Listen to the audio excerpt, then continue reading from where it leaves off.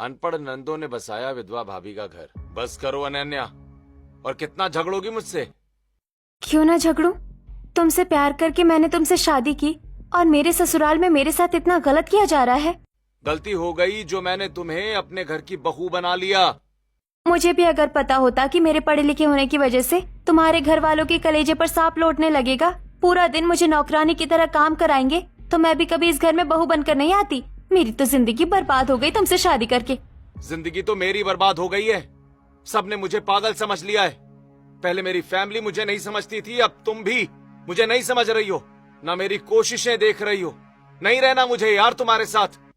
मुझे भी नहीं रहना तुम्हारे साथ। जा रहा हूं मैं, और प्रार्थना करना कि दोबारा कभी आऊं ही ना। इतना कहकर अरुण घर से निकल जाता है और अनन्या अपने कमरे में रोने लगती है। वहीं हॉल में बैठा पूरा परिवार ये सब सुन लेता है।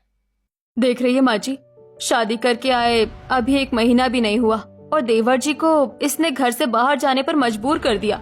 बस कीजिए बड़ी भाभी, कितना भड़काएंगी मम्मी पापा को। सारी गलती इन दोनों अनपढ़ नंदों की है। इनकी वजह से मेरे बेटे की जिंदगी बर्बाद हुई है। खुद के लिए अब शब्द बोल कर निकला है मेरा लड़का। अब बस भगवान से प्रार्थना कर कि मेरे बेटे का एक बाल भी बाका ना हो, वरना देखना मैं क्या करती हूँ। आखिर वो क्या कारण है कि अरुण और अनन्या के बीच झगड़ा हुआ और अरुण घर छोड़कर निकल गया?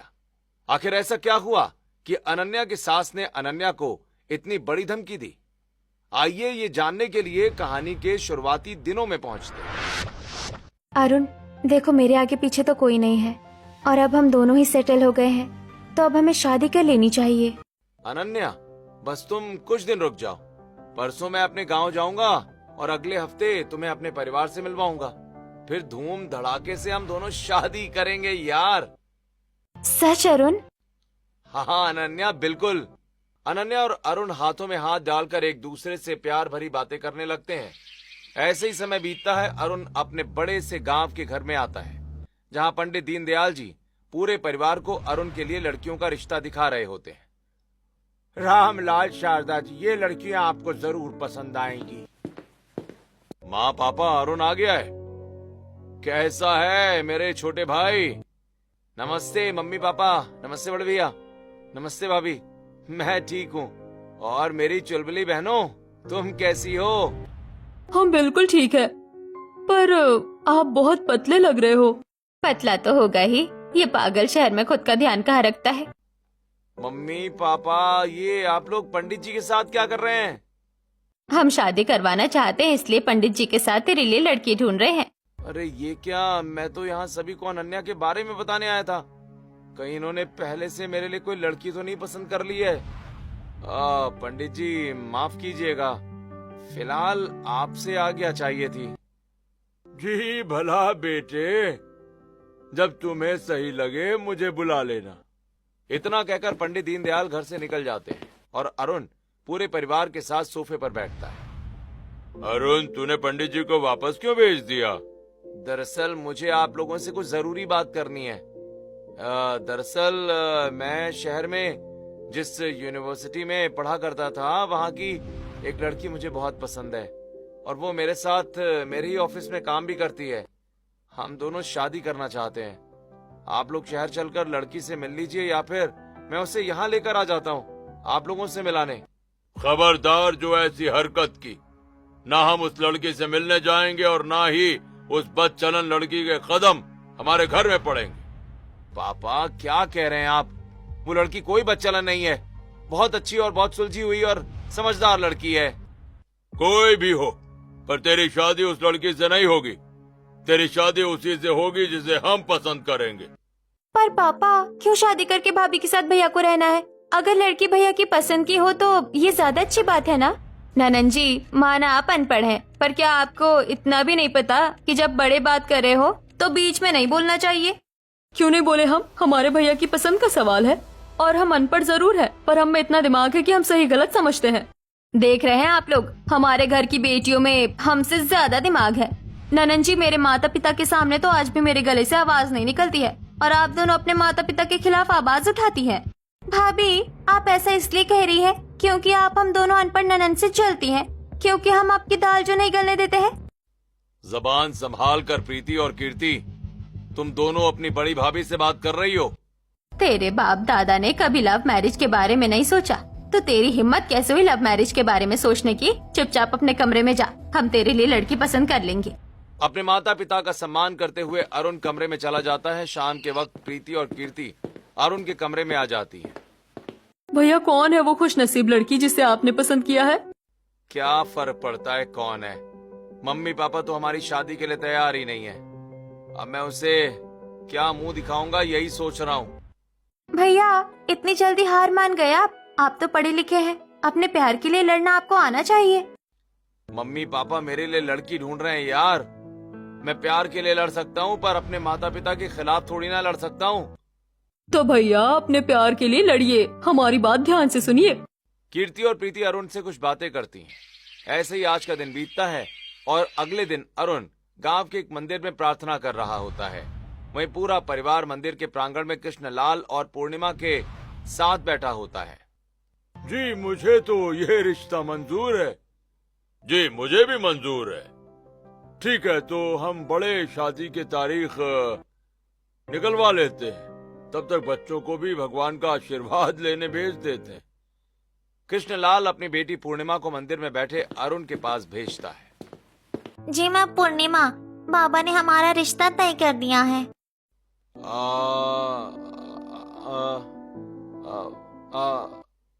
जी मैं कह रही हूँ, आपका नाम अरुण जी है ना? बाबा ने हमें आपस में बात करने बोला।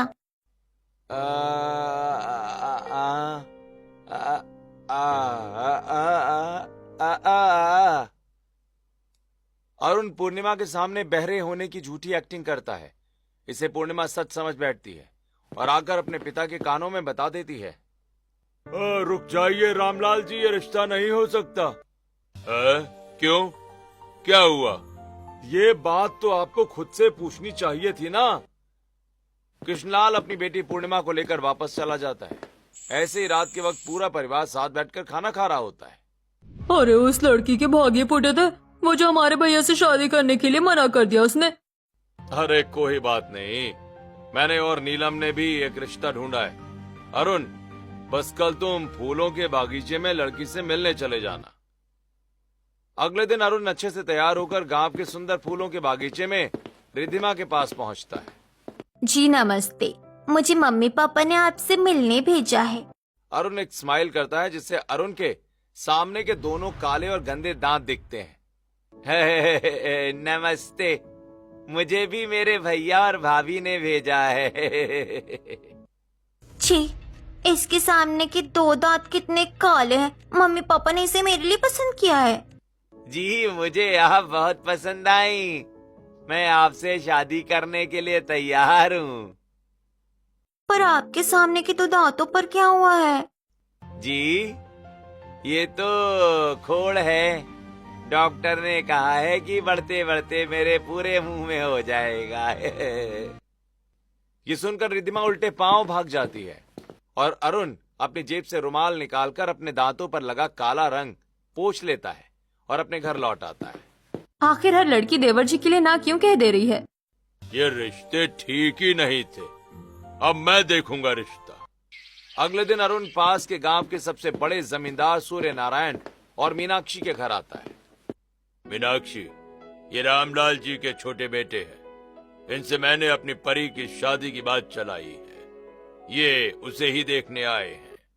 जी लड़का तो बहुत अच्छा है। बेटा क्या लोगे, चाय या कॉफी? सोफे पर बैठा अरुण बच्चों की तरह इटलाने लगता है। आंटी आंटी, मुझे कॉम्प्लेन पीना है, कॉम्प्लेन, वो भी 2 चम्मच। कॉम्प्लेन पीना है? अरुण बेटा, तुम्हारी तबीयत तो ठीक है ना? इस तरह बच्चों की तरह इटला क्यों रहे हो? मैं बताता हूँ। अचानक रामलाल सूर्यनारायण के घर पहुंच जाता है। ये पापा यहाँ कैसे आ गए? कहीं ये समझ तो नहीं गए कि सारे रिश्ते मैं एक्टिंग करके कैंसिल करवा रहा हूँ। रामलाल जी, क्या हुआ आपके बेटे को?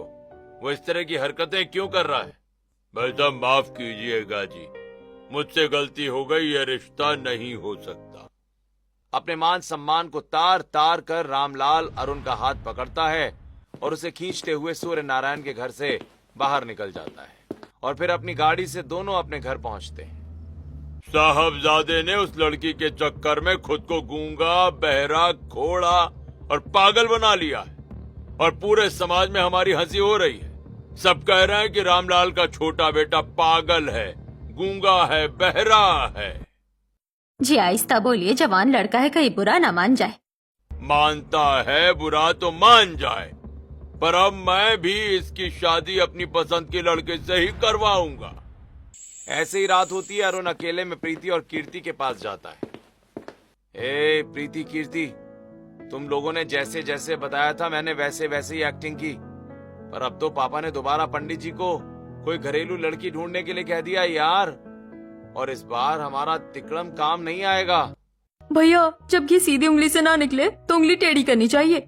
आपको जो लड़की पसंद है आप उन्हें अच्छे से समझा दीजिए कि जब रिश्ता आए तो शांत और सुशील बनकर रहना है, जैसा पापा रिश्ता ढूंढ रहे हैं। बाकी पंडित जी को हम समझा देंगे। अरुण फोन कर अनन्या को कीर्ति और प्रीति का प्लान बताता है। वहीं अगले दिन कीर्ति और प्रीति पंडित दीनदयाल से मिलती हैं और उन्हें अरुण और अनन्या के प्यार के बारे में बताती हैं। अरे बेटी, मेरा काम तो भगवान के बनाए रिश्तों को जोड़ना है, और इस रिश्ते को जोड़ने के लिए एक छोटा सा झूठ मैं भी बोल दूंगा। अब भगवान की मर्जी मुझे पाप दे या पुण्य।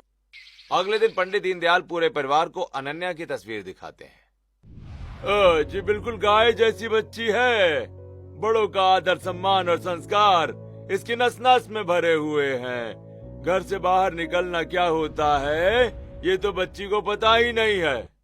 अरे वाह, हमें ऐसी ही लड़की चाहिए थी। हमने भी अपनी बच्चियों को कभी बाहर नहीं निकलने दिया। ये पढ़ाई लिखाई वगैरह सब लड़कों के लिए होती है, लड़कियों को इन सब जगह जाना भी नहीं चाहिए। आप ये रिश्ता पक्का कर दीजिए पंडित जी। शहर के नाटक मंडली वालों को माता पिता बना अनन्या अरुण के परिवार वालों से मिलती है, जहां दोनों परिवारों के बीच अनन्या और अरुण का रिश्ता तय हो जाता है। और कुछ दिनों के बाद तय तारीख के दिन धूमधाम से अरुण और अनन्या की शादी होती है। और फिर घूंघट में अनन्या अपने ससुराल में गृह प्रवेश कर कीर्ति और प्रीति के साथ अरुण के कमरे में चली जाती है। थैंक यू सो मच ननन जी, अगर आप दोनों नहीं होते तो हमारी शादी भी नहीं हो पाती। भाभी, हम दोनों अनपढ़ जरूर है, पर वो क्या कहते हैं, मॉडर्न दिमाग है हमारा। मॉडर्न नहीं, मॉडर्न। भाभी, अब तो आपको यही रहना है, हम आपसे अंग्रेजी सीखकर और मॉडर्न बन जाएंगे। अपने प्लान में कामयाबी हासिल कर दोनों अनपढ़ ननद बहुत खुश होती हैं। ऐसे ही रात बीतती है और अगले दिन अनन्या सिर पर पल्ला रखे हॉल में आती है। मुझे अभी से देवरानी जी को दबा कर रखना पड़ेगा। देवरानी जी, ये घूंघट बहुत ज्यादा ऊपर नहीं है आपका, आपका चेहरा तो दिख रहा है। बड़ी भाभी, चेहरा तो आपका भी दिख रहा है, आप भी गले तक घूंघट कीजिए। तुम लोग बहुत बोलने लगी हो। बहू, तू नई नवेली दुल्हन है तो घूंघट कर और घर के आंगन में मिट्टी के चूल्हे पर अपनी पहली रसोई बना। बाहर धूप में मिट्टी के चूल्हे पर? गैस चूल्हा होते हुए भी मिट्टी के चूल्हे पर पहली रसोई क्यों बनानी है माँ? प्रीति और कीर्ति, अपनी भाभी को जवाब देते देते अब तुम लोग माँ से भी सवाल जवाब करने लगी हो। हाँ, आप लोग झगड़िए मत, मैं अभी पहली रसोई बनाकर लाती हूँ।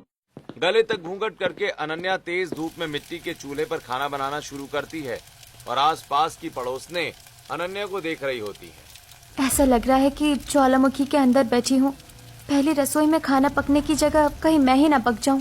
अरे वाह, वो देखो शारदा बहन की बहू गले तक घूंघट करके मिट्टी की चूल्हे पर रसोई बना रही है।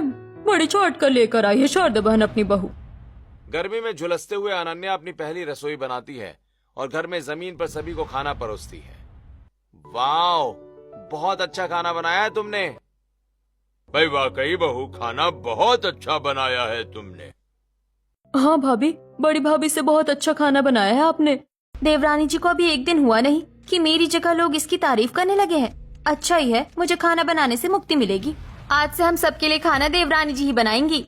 नहीं बड़ी भाभी, छोटी भाभी आपको खाना बनाना सिखाएंगी और आप खाना बनाइएगा। आपको भी तो अच्छा खाना बनाना आना चाहिए। मेरी दोनों नंदे अनपढ़ जरूर है पर बहुत तेज है। ये दोनों हर बार मेरा बना बनाया प्लान बिगाड़ देती है। ऐसे ही आज का दिन बीतता है और अगले दिन अनन्या अपने घर की रसोई में अपनी सास और जेठानी के साथ सब्जियां बनाते हुए उनमें पैकेट के मसाले डाल रही होती है। देवरानी जी, पंडित जी ने तो कहा था कि आपको पढ़ना लिखना नहीं आता है। हाँ जेठानी जी, मुझे पढ़ना लिखना नहीं आता है। तो फिर आपको कैसे पता कि किस पैकेट में कौन सा मसाला है? वो दरअसल मैं मसालों की खुशबू से पहचान जाती हूँ कि कौन सा मसाला है। जैसे कि गरम मसाला थोड़ा तीखा होता है और सब्जी मसाला थोड़ा कम तीखा। जैसे सब्जी मसाले में थोड़ी कम गंध होती है और चिकन मसाले में थोड़ी ज्यादा गंध होती है। बहू, तुझ में असली गृहिणी के गुण है, शाबाश। ऐसे ही हंसी खुशी अनन्या अरुण के साथ अपने ससुराल में रहती है। तभी एक दिन क्या कर रही है भाभी? कुछ नहीं, घर का काम हो गया है तो बैठी हूँ। चलिए भाभी, हम आपको गांव के आम के बगीचे में लेकर चलते हैं, वहाँ हम आम तोड़कर खाएंगे। अनन्या अपनी दोनों अनपढ़ ननदों के साथ गांव के बागीचे में आती है और आम तोड़ने लगती है। वहीं दूसरी तरफ शारदा, हे भगवान, आधे घंटे से सिर दुख रहा है, अब लगता है कोई दवाई खानी पड़ेगी। पर घर में तो सर दर्द की कोई दवाई है नहीं, शायद नई बहू के पास कुछ हो, उससे पूछ लेती हूँ। शारदा अनन्या के कमरे में आती है। अरे ये बहू बिन बताए कहाँ चली गई? मैं खुद ही दवाई ढूंढती हूँ। शारदा अनन्या की अलमारी में सिरदर्द की दवाइयाँ ढूंढने लगती है। तभी शारदा को अनन्या का ऑफिस आईडी कार्ड मिलता है। ऐसी ही एक चीज अरुण को भी उसके ऑफिस से मिली है, पर इसमें अनन्या बहू की तस्वीर क्यों है? कहीं इसका मतलब? शारदा का सिरदर्द गुस्से में बदल जाता है और शारदा सभी को आवाज देते हुए हॉल में आती है। ए जी, अरुण, नीरज, बड़ी बहू, यहाँ आओ सब। क्या हुआ माँ? जरा ये देखकर बताना क्या है ये? माँ, ये तो छोटी बहू के ऑफिस का कार्ड है। छोटी बहू किसी ऑफिस में काम करती थी। पूरे परिवार के सामने अनन्या का राज खुल जाता है। तभी अनन्या अपनी दोनों अनपढ़ नंदों के साथ ढेर सारे आम लेकर घर आती है। ये देखिए, मैं कितने सारे आम लेकर आई हूँ। बहू, क्या तुम पढ़ी लिखी हो और शहर के किसी ऑफिस में काम करती थी? अरुण, तू जिस लड़की से प्यार करता था वो लड़की कौन थी और तूने उससे क्या कहा? माँ, वो लड़की अनन्या ही है। मैं अनन्या से ही प्यार करता था और मैंने अनन्या से ही शादी की है। और मैं पढ़ी लिखी हूँ और शहर में अरुण के साथ काम भी किया करती थी। देखा आप लोगों ने कैसे इसने हमारे देवर को सिखा पढ़ाकर घर में झूठ बुलवाकर शादी की है। ये तुम लोगों ने अच्छा नहीं किया। मैंने साफ मना किया था कि अरुण की शादी इस लड़की से नहीं होगी, फिर भी तुम लोगों ने हमें धोखा दिया। पापा, भैया भाभी ने आपको कोई धोखा नहीं दिया। ये सारा प्लान हमारा था और झूठ बोलना उनकी मजबूरी थी, क्योंकि आप उनके प्यार को नहीं समझ रहे थे। चुप हो जाओ तुम दोनों। अनपढ़ होने के बाद भी तुम दोनों ने इतना दिमाग लगाया। अगर तुम दोनों को घर से बाहर भेज दिया होता तो आज तुम दोनों भी इस बच्चलन की तरह हमारी इज्जत भुलाकर किसी लड़के से शादी करके चली गई होती। अब मेरी और अनन्या की शादी हो चुकी है। अब आप लोग कुछ नहीं कर सकते हैं। अरुण अनन्या को लेकर अपने कमरे में चला जाता है। ऐसे ही आज का दिन बीतता है और फिर अगला दिन आ जाता है। आज खाने में क्या बनाना है? आज सारा खाना छोटी बहू बनाएगी, वो भी घर के बाहर मिट्टी के चूल्हे पर, क्योंकि उसे झूठ बोलना और खाना बनाना बहुत अच्छे से आता है। मुझे प्यार से इनकी नाराजगी ठीक करना होगा, इसलिए मैं इनकी बात मानूंगी। अनन्या बिना कुछ बोले चुपचाप घर के बाहर घूंघट ओढ़कर मिट्टी के चूल्हे पर खाना बनाती और खाना बनाकर जैसे ही अनन्या घर में आती है, नीलम ढेर सारे गंदे कपड़े लाकर अनन्या के सामने फेंक देती है। जेठानी जी, इतने सारे कपड़े? इन सभी कपड़ों को अपने हाथों से धोना है। जेठानी जी, इतने सारे कपड़े मेरे हाथों से धोने पर हाथ खराब हो जाएंगे। तूने मेरी इज्जत खराब कर दी और अपने हाथों की पड़ी है तुझे। आज से घर में जितने भी मेहनत के काम हैं, सब इस मैडम से करवाना। अनन्या सारे गंदे कपड़े हाथों से धुलती है। ऐसे ही समय बीतता है और फिर दोपहर के खाने के वक्त। ये क्या? इतनी मेहनत के बाद मेरे लिए खाना ही नहीं बचा। मैंने तो खाना ज्यादा ही बनाया था, मेरे हिस्से का खाना कहाँ गया? अनन्या की नजर घर की खिड़की के बाहर अनन्या के हिस्से का खाना कूड़े में फेंक रही शारदा पर पड़ती है। फिर शारदा घर में आती है। मम्मी जी, आपने जानबूझकर मेरे हिस्से का खाना कूड़े में फेंक दिया ना? ऐसा क्यों किया आपने? तो जैसी नीच औरत को हमारे घर में खाना नहीं खाने दिया जाता है। मम्मी जी, मैंने ऐसी कौन सी नीच हरकत की है? लड़की होने के बावजूद तो यहाँ वहाँ जाया करती थी, इससे ज्यादा नीच और कौन होगा? मुझे नहीं पता था कि आप लोगों की सोच इतनी छोटी है। छी! इतना कहकर अनन्या अपने कमरे में चली जाती है। अरुण अपने कमरे में आता है और दोनों में आज पहली बार जम के झगड़ा हुआ होता है। पति पत्नी का झगड़ा हॉल तक पहुंच जाता है और अरुण बहुत बुरा बोल के घर से निकल जाता है। अनन्या अपने कमरे में बैठकर रोने लगती है।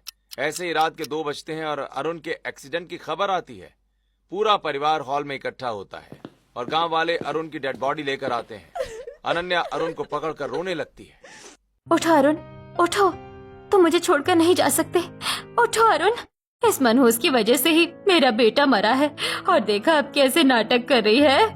तभी रामलाल एक चाबुक लेकर आता है और अनन्या की पीठ पर बरसाने लगता है। तभी प्रीति और कीर्ति आकर अनन्या को घेर लेती हैं और 2 चाबुक उनकी पीठ पर भी लगते हैं। ये क्या कर रहे हैं पापा आप? भाभी के लिए इतनी मुश्किल की घड़ी है और आप भाभी को चाबुक से मार रहे हैं। मम्मी पापा, अभी आप दोनों शांत हो जाइए। पहले हमें अरुण का अंतिम संस्कार करना है। नीरज और रामलाल अरुण का अंतिम संस्कार करते हैं। ऐसे ही दिन बीतते हैं और आज अनन्या एक विधवा की तरह सफेद साड़ी में बेसुध बैठी होती है और घर में एक नाई आया होता है। जल्दी इस मनहूस का मुंडन कर दीजिए। आप लोग पागल हो गए हैं क्या? भाभी के इतने अच्छे बालों को आप लोग क्यों कटवाना चाहते हैं? तुम दोनों हट जाओ। प्रीति कीर्ति सामने से हटो। इस नागिन ने मेरे बेटे को खा लिया है, इसे तो मैं सबक जरूर सिखाऊंगी। नाई गुमसुम और सदमे में बैठी अनन्या की तरफ बढ़ता है। तभी प्रीति और कीर्ति नाई के हाथ से उस्तरा छीन लेती हैं। अगर आप लोगों ने भाभी का मुंडन करवाया तो हम भी अपना आधा मुंडन करके पूरे गांव में घूमेंगे। फिर आप लोग बताते रहिएगा कि बेटे ने आधा मुंडन क्यों करवाया है। ये 2 अनपढ़ ननंद हमेशा नियम कानून में नुक्स निकालती रहती है। मम्मी पापा, इसका मुंडन करवाने को रहने दीजिए। कहीं इन दोनों अनपढ़ों ने सच में खुद का मुंडन कर लिया तो हम कहीं मुंह दिखाने लायक नहीं रह जाएंगे। रामलाल नाई को वापस भेज देता है। ऐसे ही आज का दिन बीतता है और अगले दिन अनन्या पूरे घर को खाना बनाकर खाना खिलाती। तभी शारदा, हे करमजली, आज से तो सिर्फ दिन में 1 बार खाना खाएगी और इस तरह का मसालेदार खाना नहीं, सिर्फ रोटी और मिर्च खाएगी, समझी? बेसुध अनन्या चुपचाप एक सूखी रोटी और मिर्च खाकर अपना दिन गुजारती है। प्रीति और कीर्ति ये सब देख रही होती है और शाम को प्रीति और कीर्ति अनन्या के कमरे में समोसे लेकर जा रही होती है कि तभी वहाँ नीलम पूरे परिवार के साथ आ जाती है। ये देखिए, ये दोनों इस विधवा को समोसे खिलाने ले जा रही हैं। क्यों ना खिलाएं भाभी को समोसे? सुबह से आपने भाभी को एक सूखी रोटी और मिर्च खिलाई है और अब तक भाभी ने कुछ नहीं खाया है। कुछ बात बड़ों की भी मान लिया करो। ये बड़े बुजुर्गों का बनाया नियम है। विधवा औरत पूरे दिन में सिर्फ 1 बार सूखी रोटी खा सकती है और उन्हें जरूरत भी क्या है दिन में 3 बार खाना खाने की। परंपराओं से टक्कर नहीं ली जा सकती। यहाँ तर्क करने का कोई फायदा नहीं है। अच्छा ठीक है, हम भाभी को समोसे नहीं खिलाएंगे। प्रीति और कीर्ति वापस चली जाती हैं। रात होती है। सभी खाना खाकर अपने अपने कमरों में सो जाते हैं और प्रीति और कीर्ति खाना लेकर अनन्या के कमरे में आती हैं। अनन्या गुमसुम बैठी होती है। भाभी, ये क्या हाल बना लिया है आपने? चलिए कुछ खा लीजिए। भाभी कुछ जवाब क्यों नहीं दे रही है? भाभी अभी तक भैया की मौत को मान ही नहीं पाई है। इतना कहकर प्रीति अनन्या को अपने कंधे का सहारा देती है और कीर्ति अपने हाथों से अनन्या को रोटियां खिलाने लगती है। भाभी, भैया आप जा चुके हैं। कब तक उनके दुख में आप ऐसे बैठी रहिएगा? भैया आपको जहाँ से भी देखते होंगे बहुत रोते होंगे। भाभी, बहुत रोते होंगे।